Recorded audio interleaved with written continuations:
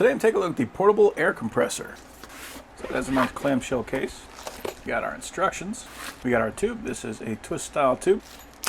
Got a charging cable. It's USB-C to USB-C. And we have a small handful of nozzles. And they put a little quick start guide on here. So that is a pretty nice looking unit. We got our port on the top. We got a light. We got a USB-A and a USB-C port. So to turn on, we're just going to press and hold the power button.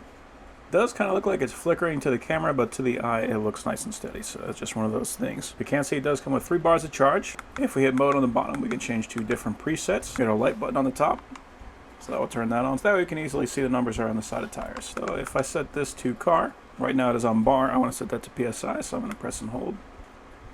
Now we're on KPA, kilograms per square centimeter, and PSI. I want to change a bicycle, already set to PSI. And I want to reduce this to 30 psi. So all we got to do is spin our hose on. And spin this guy on.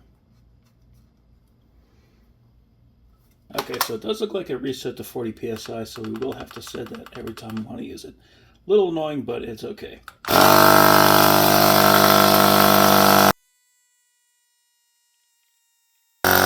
So one thing I did notice is that it does not make a ton of noise. Like, you can hear it, but it is not blowing my eardrums out in this garage. So that is always a very nice thing to have. I also noticed when I put this thing on and off, I did not hear any air leaks, so that is also excellent. So yeah, that is a great little compressor. Having something that is nice and small like this, that I can easily put in my backpack and take with the bicycle with me. This is so much nicer than one of those manual style compressors, so I am happy with that.